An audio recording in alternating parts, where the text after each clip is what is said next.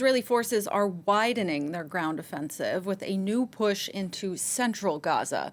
On the diplomatic front, peace talks in Egypt this week appear fruitless. Israel and Hamas have been unable to agree on conditions for a new truce. And the UN Security Council is finally expected to vote Friday on a resolution to increase humanitarian aid to Gaza. The vote has been in limbo all week after the U.S. voiced widespread concerns. The original draft called for a sustainable cessation of hostilities, but the final version calls only for creating the conditions for a cessation. The U.S. ambassador to the UN rejected claims the latest draft is watered down.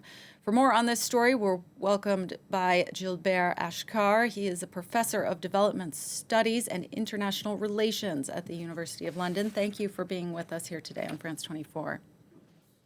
Thank you. The week after Hamas attacked Israel, you wrote a post on your website titled Gaza, the Impending Catastrophe and the Urgency of Stopping It. Is what you feared and predicted would happen coming true?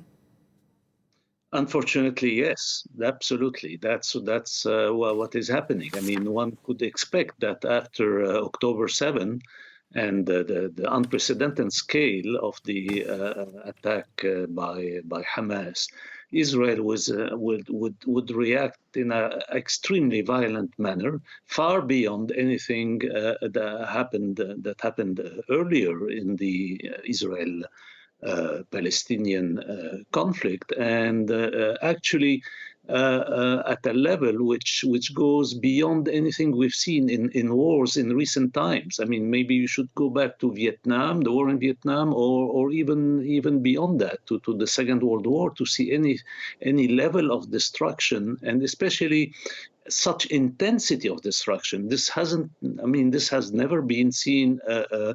Probably since Hiroshima, one could say, because this is equivalent when you think of the fact that this happened in a couple of months. This is equivalent to the use of a weapon of mass destruction over a civilian population.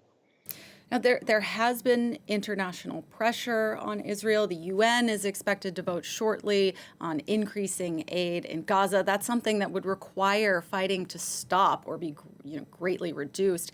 But is that possible with peace talks appearing to be going nowhere right now? Absolutely. The United States is covering completely for Israel. The United States at the UN Security Council is acting as a proxy for the Israeli state, for the Israeli government.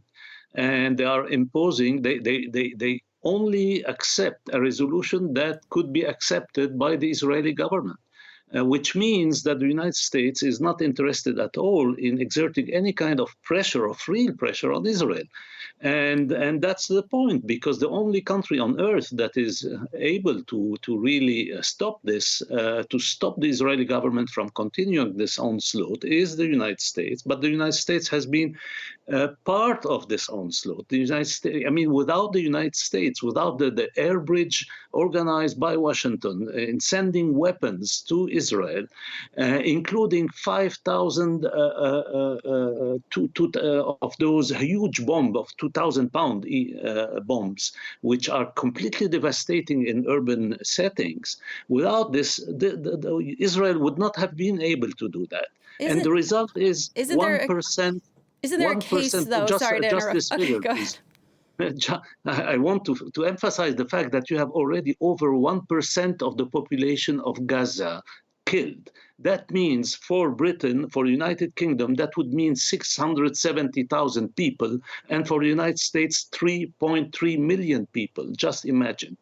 Isn't there a case, though, that Netanyahu, Israel's government, they're going to move forward with this no matter what the international community says? So President Biden, the U.S. President Biden, could have more influence by staying close to Netanyahu, by not pushing him away publicly, in order to try to temper the Israeli response. Well, if the argument is that in order to be able to influence the course of a genocide, you support the genocide, then, well, where does this take us to? I mean, no, the issue is the very idea from the start of supporting Israel unconditionally without putting any limitations to what Israel can do, and even by providing Israel with the worst kind of weapons to do what it has been doing, is what led us to where we are. And the goal of eradicating Hamas doesn't mean anything in such an environment other than, a massacre of genocidal proportion, which is exactly what happened. And this could, as you mentioned, could have been, was very much predictable from the start. I predicted it, other people predicted it probably, but that was obvious. That was obvious that is what was going to happen. The only country that can stop that is the United States, and it's definitely not doing that. Joe Biden has chosen to go along with Israel.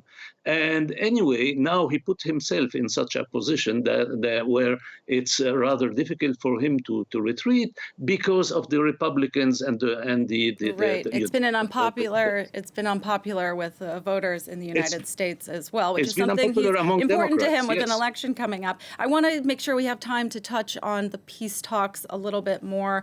It just seems like there's nothing that can be agreed upon here when Netanyahu is promising we're not going to stop fighting until Hamas is eliminated, and a Hamas representative says that no hostage negotiations can happen until Israel ends hostilities. So is there any light that can be found?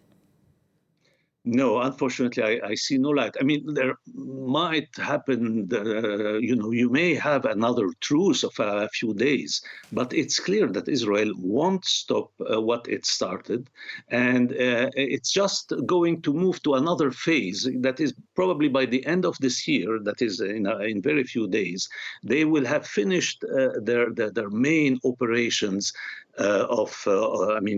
those involving the progression on the ground, and move to what the United States has been also requesting, which is a lower intensity war. That is, they will just keep one section of Gaza, which is the Rafah area,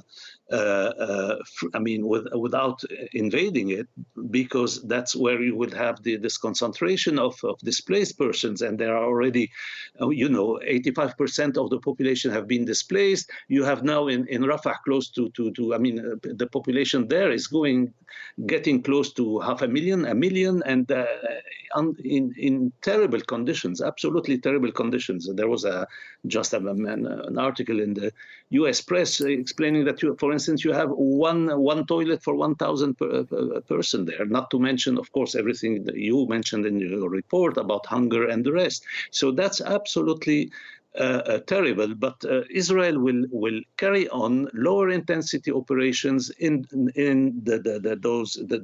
this vast majority of the land that it has occupied, and therefore that's what we will get for probably months ahead. You won't have a real cessation of hostilities there, given the goal that has been set.